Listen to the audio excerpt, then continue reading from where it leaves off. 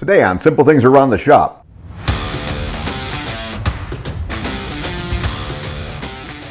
So we're Matt and Sarah. We're a husband and wife team. Our business is called Homestead in the Hood, and it's kind of one or two things. It's Homestead in the Hood, but also we have 65 hives in people's backyards, all in different neighborhoods. Yeah, and Matt does this as his full-time job. He quit his job about 1.5 years ago. So he's a full-time beekeeper. So we do a lot of different things to try to make money. Obviously we sell honey, we sell lots of products, candles and beeswax food wraps and lip balm and all that kind of stuff. When you go to like farmers markets and like when you sell at a table, you will notice the ones that are doing well and the ones that aren't. And you'll see the behavior differences between the two. We're all kind of going through the same struggle bus of like trying to make money and try to make a profit off of your things. And so asking your other vendor buddies how they're doing what they're doing is probably one of the best things. So, you know, like, hey, where do you get your tablecloth from? Right? I really like your tablecloth, and they'll give you the resources. I think the vendor community, we call them our frienders, because they're all in the same boat with us, and they're almost always willing to share advice, or like their person that they use for whatever. You really have to know your worth and like know the time and energy that you've put into your products, because your stuff isn't going to be for everyone. But you have to know how much worth is in the stuff that you make. And going to markets, you will develop a really thick skin because you're putting in all your hard work, all your love, all your passion out there, and some people just don't like it. And you just have to be able to shrug that off. I think, you know, when we first started, we were really nervous to like, is anyone gonna like the stuff that we sell? And most of the time it's overwhelmingly like, this is so great, this is so cool, this is awesome. But every once in a while you get those people that are like, that's too expensive, you're never going to sell that, this is crap, I hate your stuff. And you just have to learn how to not let that affect you too much. Well, and even to defend yourself, Matt had someone say, you know, this is way too expensive, I don't understand. And he said, I'd invite you to come out and go beekeeping with me for a day. And she was like, oh, I'll take two. You know. So even just educating people on, you know, what goes into making whatever you're making is helpful for them to understand why it costs what it costs. So going back to like the talking with other vendors, one of my vendor buddies actually showed a podcast and a YouTube video about how to market and how to like be at a market and be successful. One of the things that I noticed when you're at a market, it's called the 10-4-1 rule. You'll see these vendors who are like super over the top and they're like yelling at people from like 30 feet away and they're like, hey, do you want some honey? And like those people are just running past you, right? And so you're spending a lot of time, a lot of energy engaging with people who aren't going to engage with you. And it makes you look desperate in a way, right? So there's this 10-4-1 rule. 10 feet away, okay, and maybe like your first market, like put a little piece of chalk on the ground or something so you know what 10 feet is. At 10 feet, you smile and wave. At 4 feet, you say good morning, how are you? At 1 foot, when they're like at your booth, you say, how can I help you? What are you looking for today? So I'm not engaging every single person that's 10 feet away. I'm not saying, hey, how are you? Good morning.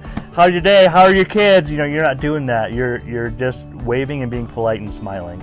And then if they want to engage, they'll come closer. And then that's when you ask the questions. And then that's when you start selling your products. So 10-4-1. Standing up and smiling are important.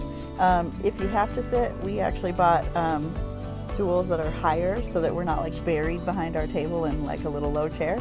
That helps a lot, just getting them to be able to see your face and being friendly. We've seen other vendors who just like sit there and they're on their phone all the time. No one's going to their booth because they're not being drawn over. So just being friendly and engaging. And some people like are hiding behind their products, you know, and like you see like a pair of eyes and it's like, is there a person back there? Like what's going on? So yeah, standing up and just being visible. And we've actually done like an experiment with that. Like one time I didn't sit, or I sat down, I didn't stand up. And I made like twice as much money the day that I stood up versus the day that I sat down. Mm-hmm. So it's a visual thing, and it's also just an like invitation thing as well. And then the other thing is to kind of have different price points, have something for everyone. So we have like little honey lollipops that cost $2. We have stickers that cost $2. Someone who walks up with their kid, they're like, oh, Dad, can I have a sticker? Great, we made a sale. It was a sticker. They might be able to say no to the $8 jar of honey, but they maybe won't pass up the $2 sticker. So just having different price points along the way for everyone and a variety of things helps you get more customers, more sales. Yeah, and you want to think about the things that you make, the things that you sell. You want to try to give people as little chance as possible to say no, right? So if we only sell honey, we're only going to be selling to people who like honey. But what about the people that don't like honey, but they like other things like wax and candles and stuff like that? So we get you no matter what you like, because we'll have something for everyone, right? It's not just, don't be too like hyper focused, and don't like be so niche that you're only going to have a small group of people that are going to like your stuff. Try to expand it a little bit so that you can reach out to everybody. Two different approaches. If you set your tables up at the booth, at the front of your booth, you might actually get more engagement because it's not much of a, it's vulnerable for customers. If you have your setup where they have to come into your tent and like come into your space, a lot of times they don't like that, so they're actually going to walk right past it. But if you look at all your other vendor buddies and they have a line of their tables, and you're in a U and you're like, hey, come into my booth, that's not going to really work. So actually having a straight line in line with everybody else, it makes it so that they can just hop down and they don't have to like be vulnerable and come in and like.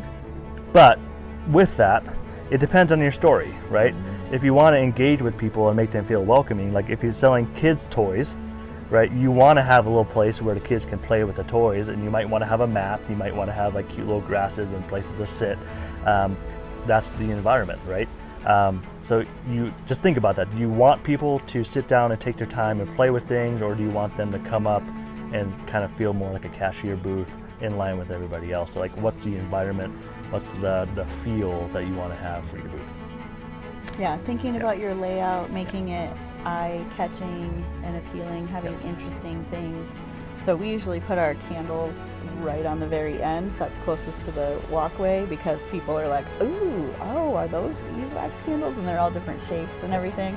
That kind of helps bring people in. So thinking about what's going to catch their eye and get them to come in. And you want to try to like slow people down. We call them mall walkers, because sometimes people, it's like they come to a farmer's market, but they like just right past. It's like, why are you here? Like, why are you going 20 miles per hour? That's how I used to market, though. So you want to think of some way to like slow people down. Yeah. So we have like observation hives. So sometimes we bring the bees, and they're like, oh, and they slow down, look at the bees. Or a funny sign that has a joke on it. So they see the joke, and then they have to ask like, what's the answer to this joke or whatever. Okay, our current joke is, why do bees hum? Why? Because they forgot the words. They're always looking for like some scientific answer. Yeah, no, it's just funny. Stuff like that. Yeah.